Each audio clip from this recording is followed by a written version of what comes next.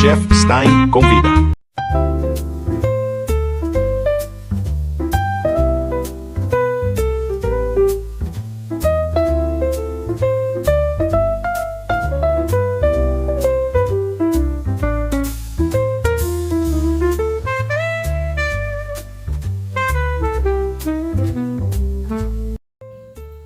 Bem-vindos ao Chef Stein Convida. O programa de hoje eu convido você a embarcar comigo nessa viagem pelo interior de São Paulo e conhecer um pouco mais da história do café, quando ele começa a avançar todo o estado de São Paulo.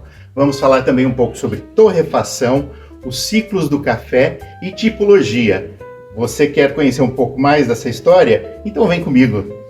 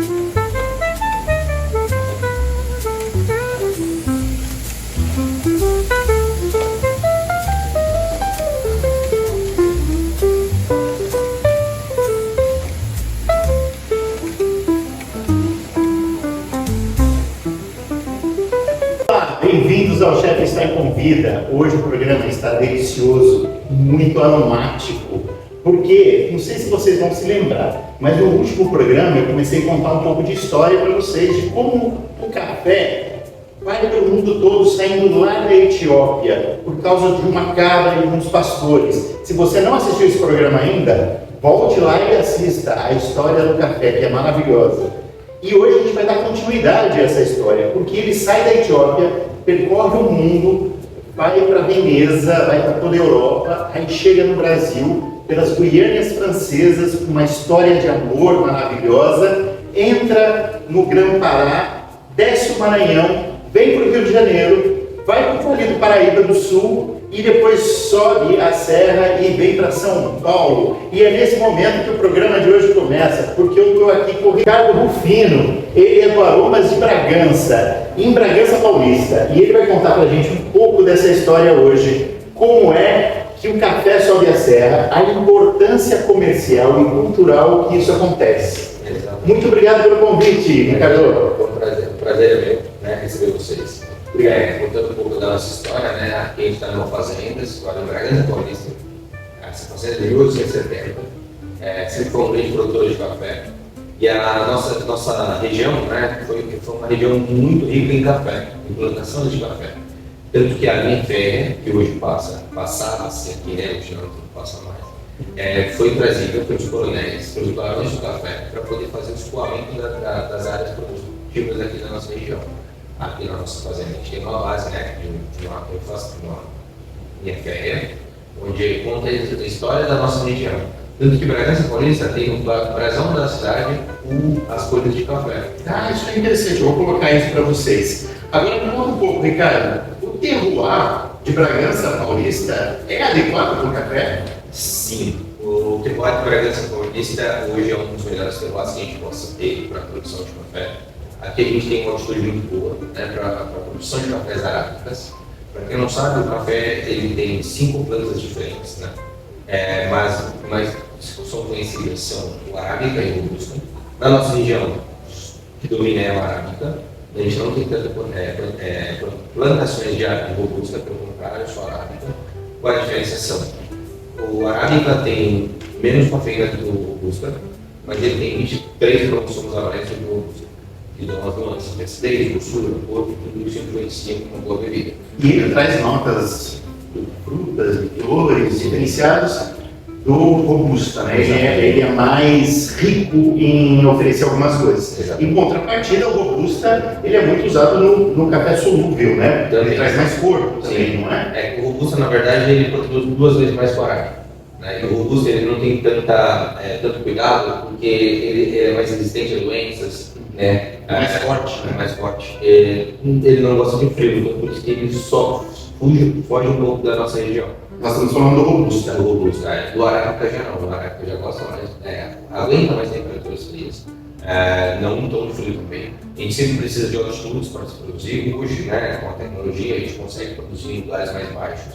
Porém, sempre buscar cafés especiais de arábica em altitude, lugares onde a oxigenação, né, desses grãos vão ser melhores para que ele possa dar uma bebida melhor. Aqui na nossa região, graças a Deus, a gente tem alguns prêmios, um dos melhores cafés do Brasil, um dos melhores cafés do estado de São Paulo. A gente vem trilhando a qualidade do café.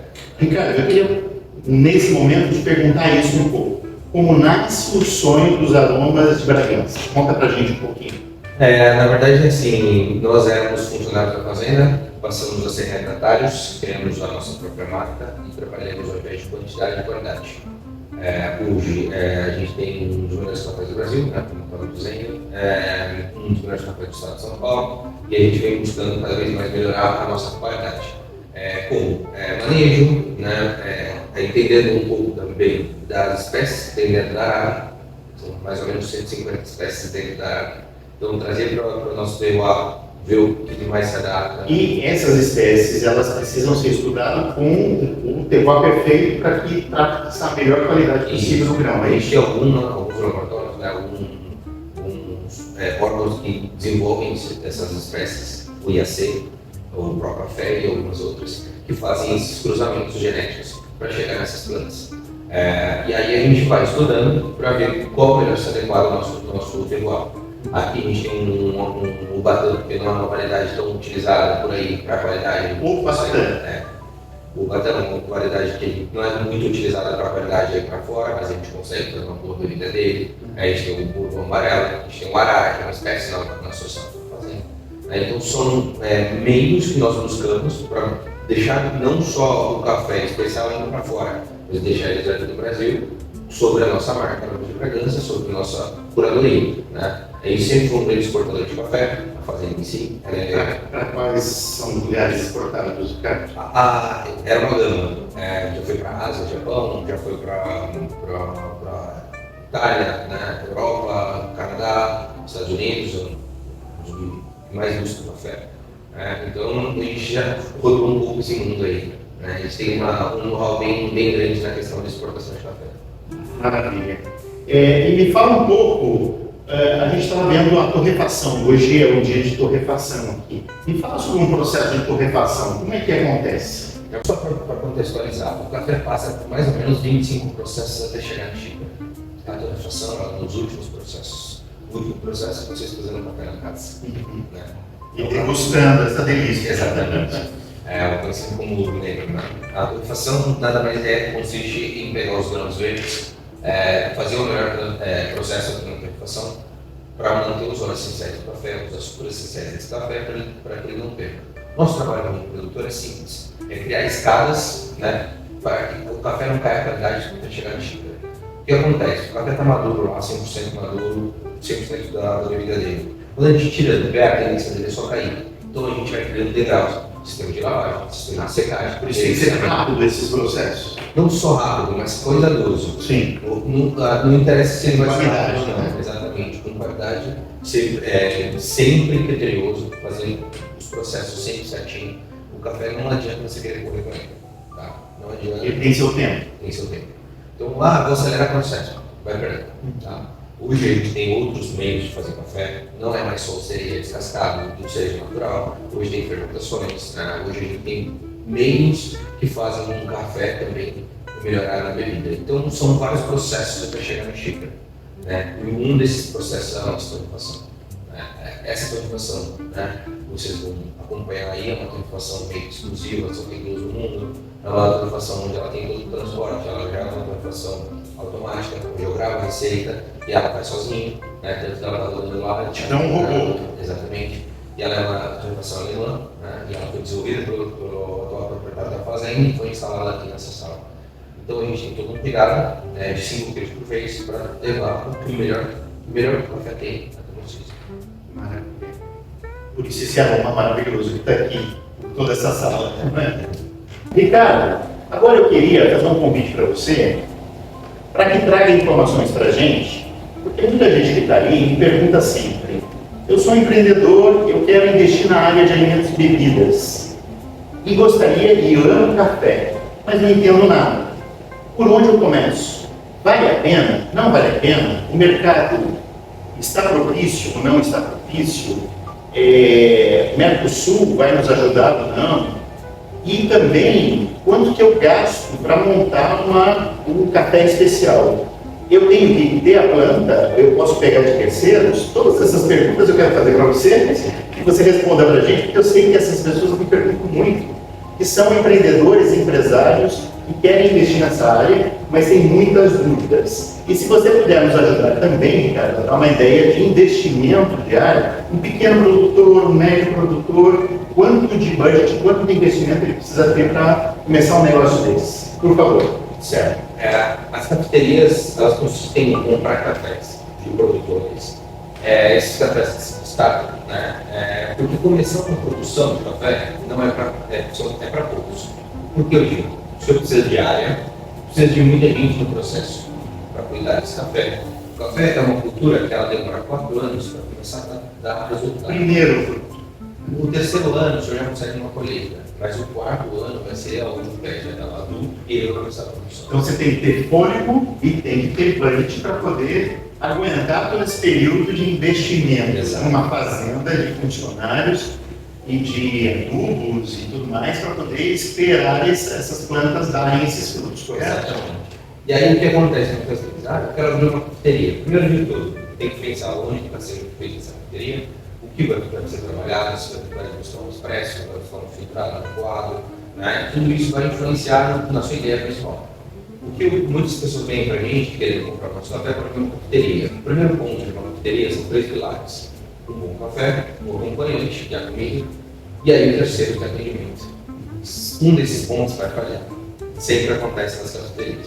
Dessas falhas aí que acontece, né, de a cafeteria ir para frente.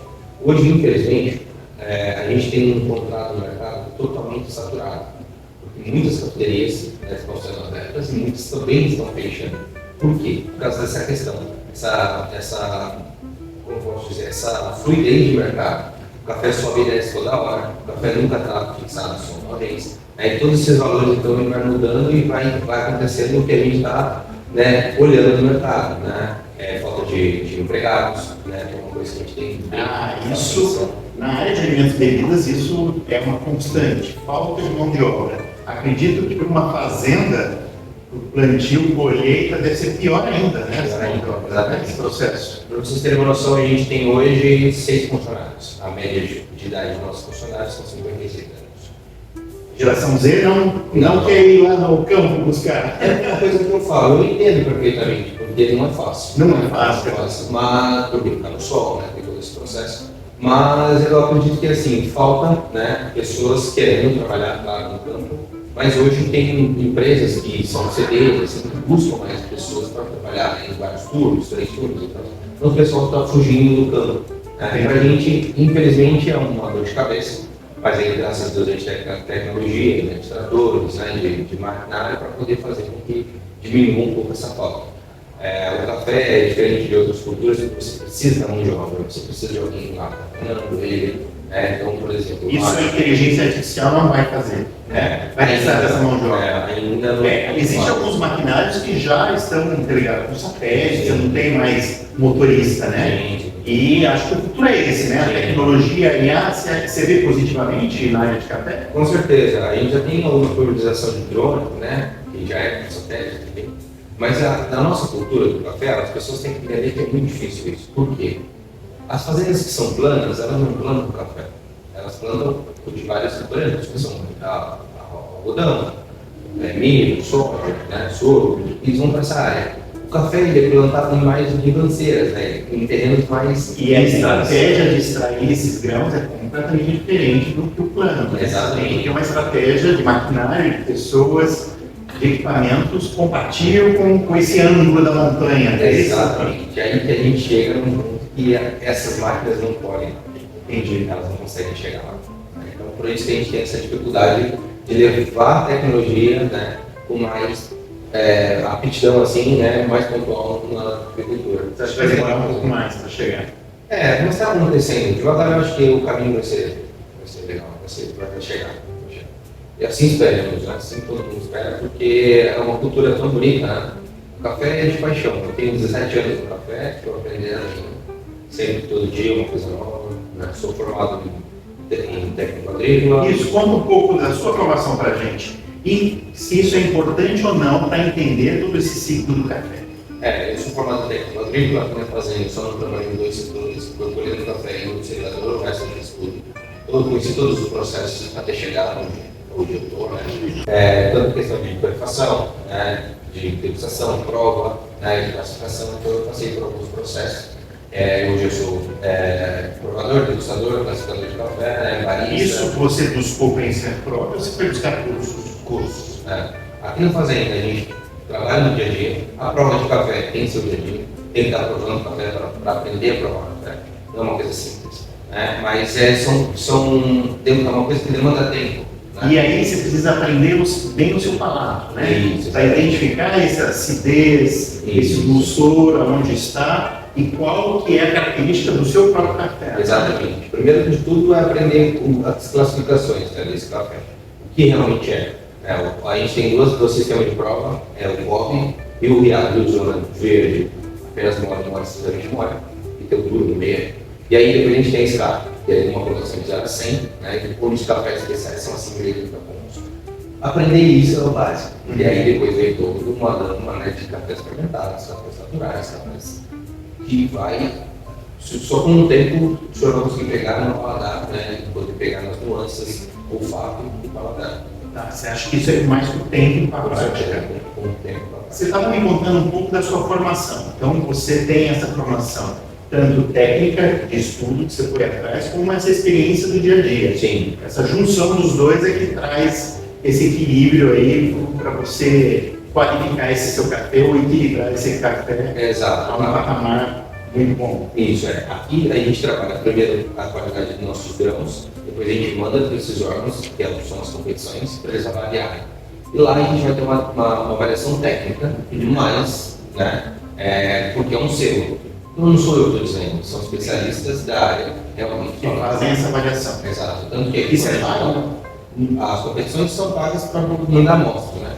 E aí quando classificado o senhor consegue ganhar não só lucro, né, nessa questão de vender o café, mas o senhor ganha visibilidade do seu produto. O Armas, por exemplo, ele tem 8 títulos de estado e 3 vezes nesses últimos anos classificado entre 10 melhores cafés. Então essa é uma dica boa para quem quer entrar nesse universo do café. Participar desses campeonatos, concursos, que isso te dá um retorno. Esses sérios, né? Sim. Devem ter a agenda do ano, dos mais respeitados, né? Isso vai te dar meio que esse selo de garantia que, olha, eu fui avaliado por quem entende, é isso? Exatamente, Vai te dar uma chancela de realmente você está trabalhando no caminho certo, né? Fazendo um produto sério. Isso também deve haver no mercado, né? Com certeza. Ricardo, agora eu queria saber um pouco, como a gente está conversando isso sobre investimento, essa questão. Quanto mais ou menos alguém nessa área gastaria para começar um negócio de café ou de um maior, uma fazenda e tudo mais? Isso vale a pena?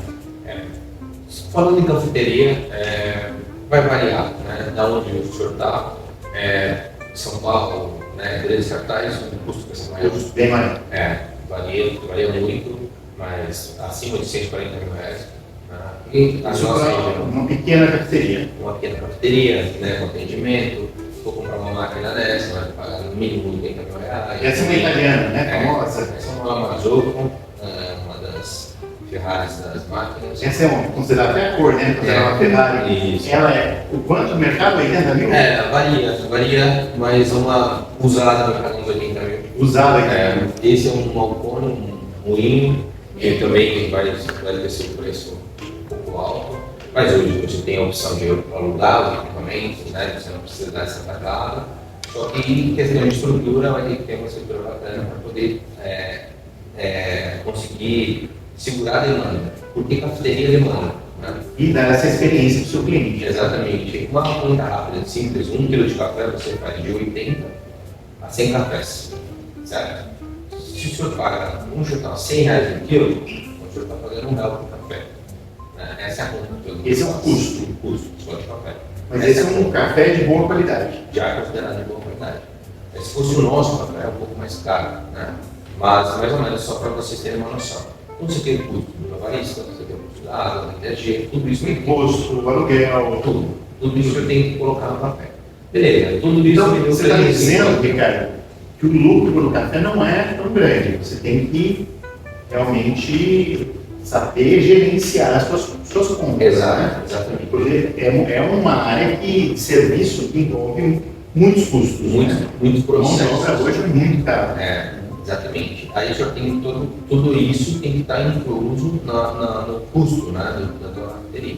Então o senhor vai ter a mão de obra, eu quero abrir de tal lugar a tal hora, então você vai ter que ter funcionários, treinados para poder. Se é um turno, 2 turnos, tudo isso influencia a sua folha de pagamento. Com certeza. Se o senhor tem uns coffee lovers, que o pessoal anda, né, buscando cafeterias de cafés especiais. Então o senhor vai ser um café bom. Como é que eles chamam? Coffee lovers. Coffee lovers são. Você é um coffee lover? O coffee lovers que eles saem buscando os cafés, né, de melhor qualidade. Então isso tudo vai influenciar, né, para que a gente tenha uma boa bebida, né. Então que o café realmente ele é premiado, ele tem que entregar isso, né, através da bebida. Então uma das coisas que a gente mais sofre, né, porque a gente vem um café especial, a gente depois que sai da nossa mão, a gente já não tem mais controle. O que a gente pode fazer é ensinar a pessoa a fazer. Mas qualquer processo que ela vai dar diferença na bebida. E aí ela vai achar que o café é ruim. E às vezes não, às vezes pela forma que ela fez. Então tudo isso a gente tem que estar em cima, treinando, mostrando como é que é feito o processo. Porque depois que sair, já era, não tem mais coisa. Ricardo, você me falou um pouco que o ciclo do café, do primeiro mudinha plantada, demora em torno de 4 anos para colher os primeiros frutos, correto? No terceiro ano ele já tem uma colheita, mas ela não é tanta, né? E aí o senhor vai ter uma colheita no quarto ano, que vai ser a colheita do pé já adulto, né? O café ele é uma doideira porque ele é bianual. Um ano ele produz muito, o outro ano ele produz menos da metade. Então aí tem o produtor sobe. Né? Então essa é a doideira do café. Se esse ano ele for carga máxima, o outro ano ele vai quebrar. Isso é sempre assim. O que a gente pode fazer é manejos, né? Pegar várias áreas diferentes e estar trabalhando para ter sempre equilíbrio de produção e média de produção. Exatamente, para que não seja tão defasado. Por exemplo, se o senhor pega uma fazenda com 1 milhão de pés de café, ela tem que produzir 6 mil sacas, 7 mil sacas. Se ela produzir 7 mil sacas, ela vai, no outro mês, no outro ano, ela vai cair para 2.500 sacas. Uau, vai 3 mil sacas. E é 3 mil sacas no máximo, então vai ter uma diferença muito grande. Só que o investimento continua o mesmo. Né? Porque o adubo, o senhor coloca, vai ter que ser o gasto com diesel, o gasto com pessoas, né? Então tudo isso vai continuar. Então o senhor tem que ter uma média sempre boa para que mantenha a fazenda saudável. E que é manter a fazenda saudável? Conseguir adubar, conseguir pagar os funcionários, conseguir pagar diesel e ainda investir mais para que aquela planta volte a produzir o ano que vem. E me fala um pouco desse ciclo da planta. Esses 4 anos ela dá esse fruto, primeiro ele fica vermelho no pé, verde, vermelho, depois. Na verdade o café tem 2 variedades, né? Vermelhos e amarelos. Então às vezes ele pode ficar amarelo também, passa no processo de verde para maduro vermelho ou amarelo. Em que momento a gente colhe ele? Sempre a busca do produtor é colher ele vermelho ou amarelo. Mas pode acontecer, porque assim, o café é uma cultura que ele não chega todos maduros ao mesmo tempo. Então vai ter café verde, café maduro, café boia, ou passa, né? Passou do maduro, vai estar no pé. Então quando a máquina passa, ou a pessoa passa a mão, ela vai tirar todos esses grãos. Tudo junto. E aí vem um outro processo que é o sistema de lavagem, onde a gente vai separar esses grãos. os grãos verdes, os grãos maduros e os grãos boias, que boiaram na água ou boiaram no processo ali para tirar o passo. Separando esses grãos, a gente já tem uma separação de qualidade. O verde é uma bebida verde, o maduro é a melhor bebida que a gente está buscando, e o boia ele pode beber bem ou ele pode ir alto, pode dar uma bebida ruim. Então, separando esses processos, a gente já tem uma separação do que a gente realmente quer. Né? Então, uma lavoura dessa, você já tem que tomar cuidado, porque aí está um processo de qualidade começando. Aí vai para o terreno, sistema de secagem, depois sistema de beneficiamento, que é tirar o grão da casca, rebeneficiamento, que é separar por tamanho, pegar os defeitos. É um café considerado especial. As peneiras, exatamente. Bebida, né? E aí ele vai para um outro processo que a gente já vai separando para a gente poder ter qualidade. Né? E aí a gente vai definir onde vai esse café. A gente vai exportar esse café e vai deixar no mercado interno. O que dita isso? A qualidade desse café? Isso. Os melhores cafés costumam ir para fora do país. Por quê? Porque pagam melhor? Exatamente. O preço hoje do café está alto, né? Até para a gente como produtor, a gente sente que o café está muito alto. Né? Para a gente que não é produtor e torrefador, a gente sente que não está muito alto. Explica para a gente por que o café continua tão alto. São N fatores: climático, guerras, imposto, falta de café no mercado e consumo único cada vez mais. Então, o senhor tem... No Brasil e no mundo? No mundo. O senhor tem o Brasil é o maior produtor de café do mundo. Produzimos 62 milhões de sacas em 2019. Todo ano eles falam que a gente vai bater recorde de produção. Não acontece. Essa colheita desse ano já estava esperando 58 milhões de sacas. Já disseram que vai cair 10%. Por causa do clima, provavelmente. Do clima, de todas as coisas que estão acontecendo. Então o senhor está vendo que as coisas estão mudando. Então toda hora a gente tem alguma coisa que faz com que a gente não consiga produzir. O Vietnã não consegue produzir, que é o segundo maior produtor de café do mundo. A Colômbia também não consegue produzir. Quem vira o centro das atenções é o Brasil. Eu cansei de fazer matérias sobre a taxação dos Estados Unidos. Gente, me desculpe, mas foi quando a gente mais do café. Porque os cafés, tem que entender que as empresas elas não são empresinhas pequenas, são multinacionais. Elas vão entrar pela Europa, elas vão entrar em outros lugares. A taxação não acontece só para os Estados Unidos e Brasil. Né? E eles vão arrumar meios para que esse café escorra. Eles não vão fazer café. Né? E aí o seu também continua tendo uma retirada muito grande. O maior comprador de café do Brasil é a Alemanha. A Alemanha? Eu achei que era os Estados Unidos. A Alemanha. Bom, pra vocês terem uma ideia, depois da água, o café é a maior bebida consumida no planeta. Então imaginem a demanda que é isso, né, de chegar na sua xícara aí de casa, esse café, todo esse processo. É isso aí. Ricardo, agora eu queria saber um pouco sobre o palato do brasileiro. O palato do brasileiro, a gente sabe que é meio preguiçoso, meio infantil, né? A gente gosta de um café cheio de açúcar, a grande maioria. E eu falo com meus alunos sempre, faço um desafio aí para você também de casa. Tome seu café sem açúcar. Vai ser ruim no começo para o seu palato? Você pode me falar que vai, mas vá um pouco à frente, é que nem cair de bicicleta, não desista na primeira vez. Tente de novo e tente buscar essas notas de frutas, de chocolate, de madeira, que o Ricardo vai falar para a gente o que a gente vai encontrar nesse café aqui. Vocês vão ver que essa experiência, depois que vocês fizerem isso, vocês não vão colocar mais açúcar nunca mais na vida no café de vocês. Vão por mim, pelo professor Stein. Peguem esse desafio do chefe Stein e levem não só para o café, para o seu suco também, para toda a sua vida. Tire esse açúcar, porque o açúcar só conduz para um outro caminho, que não é o caminho dos sabores que estão aqui nessa bebida. Me fala um pouco, Ricardo, sobre esse palato brasileiro. Como é que está? Evoluindo bastante. Nós falamos de cafés especiais desde 2002, né, quando a gente vendia para essas grandes multinacionais cafés. E hoje a gente veio numa nova onda, né, dos cafés. Veio a Nestlé com a Nespresso, trazendo diversificação, intensidade nos cafés e mostrando que café não é tudo igual. Nós que viemos dessa linhagem, a gente veio com a ajuda deles, puxando a gente para que as pessoas conhecessem os produtos diferentes. O café não é tudo igual. A gente tem um café comercial, um café superior, um café gourmet e os cafés especiais. Um pouquinho de cada característica de cada um deles, por favor. O café comercial nada mais é do que um café que ele vai um pouco de misturas, né? Ele não vai ser 100% puro. Os cafés comerciais, eles tendem a ter algumas misturas de robusta, né, na composição. Não só isso, né, Ricardo? Porque eu já vi algumas matérias, essas almofadinhas que a gente compra no mercado, é isso que o Ricardo está falando, esse café de mercado, de comprar na gôndola.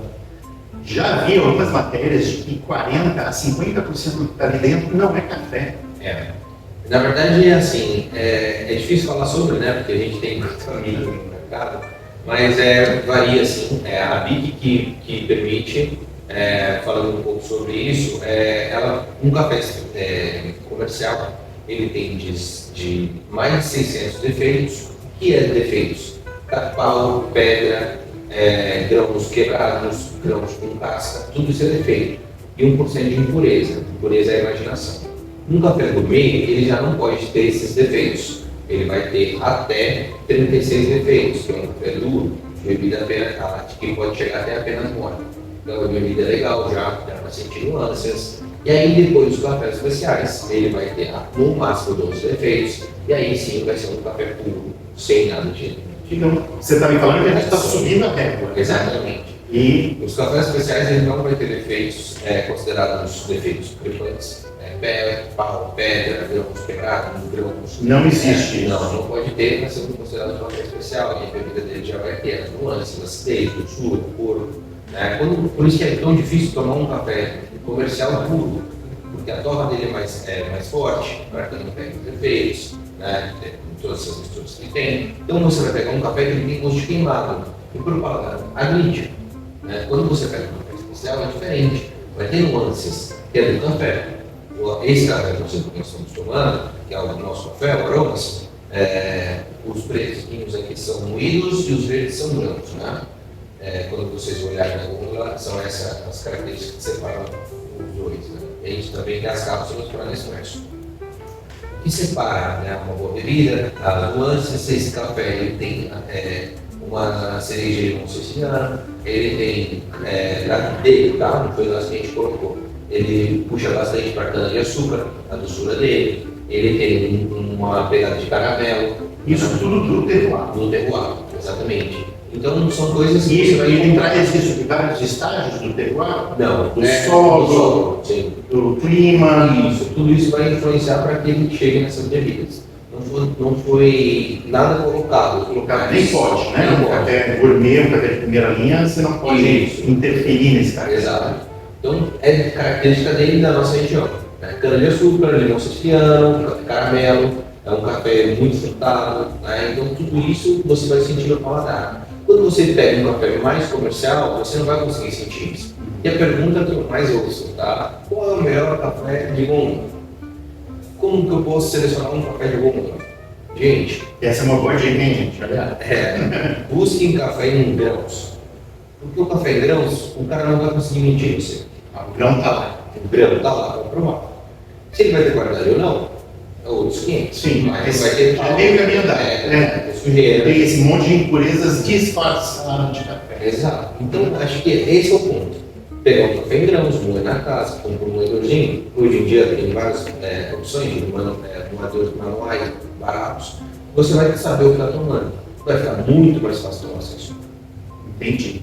Olha, essa é uma dica interessante, porque começa por aí, né? Não tem mais, você está no grão, você está vendo o grão. E aí, conforme você vai estudando mais sobre esse universo do café, você vai entendendo o que é um café de qualidade. Ricardo, me conta um pouco agora, no palato, como é que funciona se a gente aí, em casa, você pegar a sua xícara de um café de boa qualidade, como é que a gente faz essa leitura? Conta pra gente algum truque. Mais ou menos, né, para a gente entender melhor. A acidez sempre vai pegar mais aqui atrás, né? Quando você pega aquela acidez. Do lateral aqui. O peso da língua é o corpo do café, e quando você está salivando, significa que o café tem uma doçura. Então o seu paladar entende essa doçura, né, e ele fica puxando junto com a acidez, né? Tudo isso vai criar esse aspecto gostoso no Temos taninos no café? Alguns taninos, mas eles não já buscam mais para cafés não tão bons. O tanino já é uma condição não tão boa. Não tão boa, exato. O que a gente vai buscar em cafés são sempre um café frutal, mais frutado, mais floral, né? Sempre vai buscar. E a madeira, o chocolate, nozes. Madeira já pode ser questão de torre. Se a torre estiver muito, muito fresca ou a torre estiver ruim, vai pegar madeira. Já não é tá? Diferente do vinho. Né? O vinho você busca uma madeirada, diferente do café. O café, se o senhor achar madeira, já tem algum problema ali. Entendi. A gente sempre vai buscar as nuances que realmente existem. Existem assim, né? Que a gente pode ver que são frutas.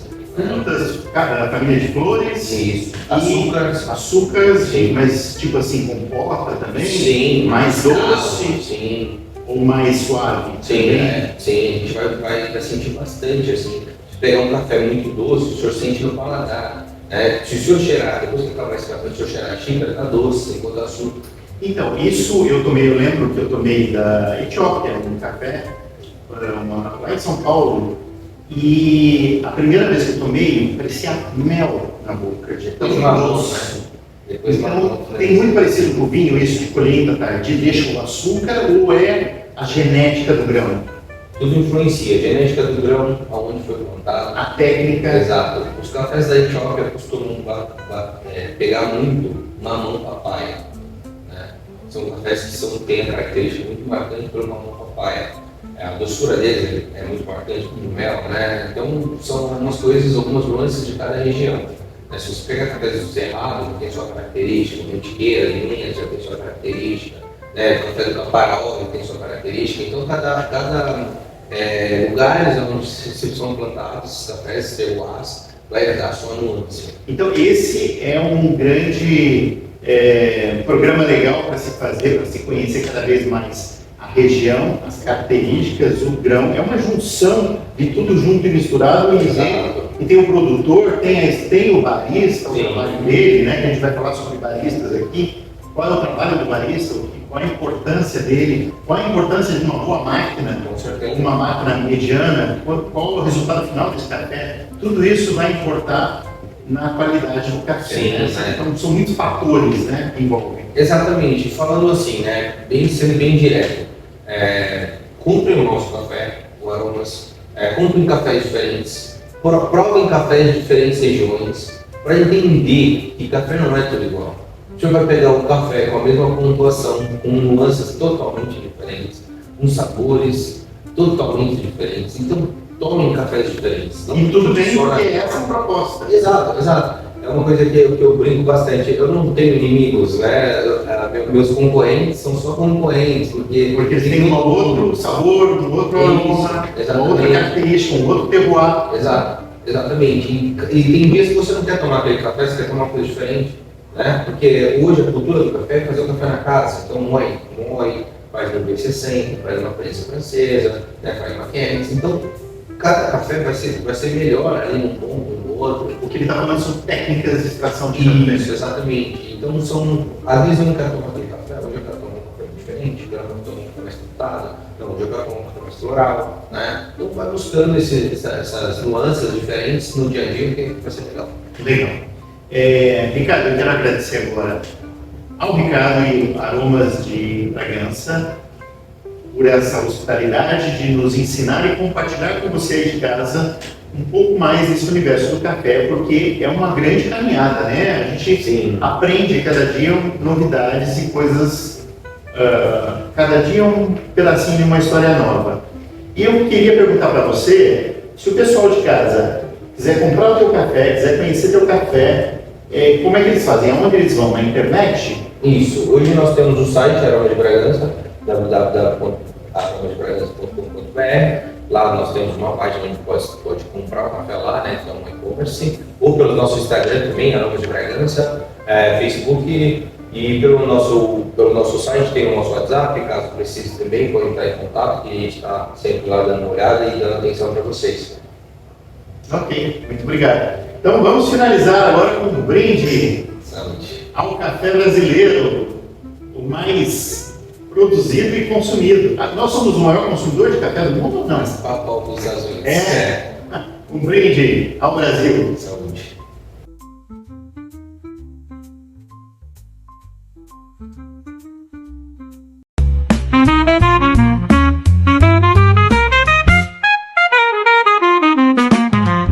Stein convida.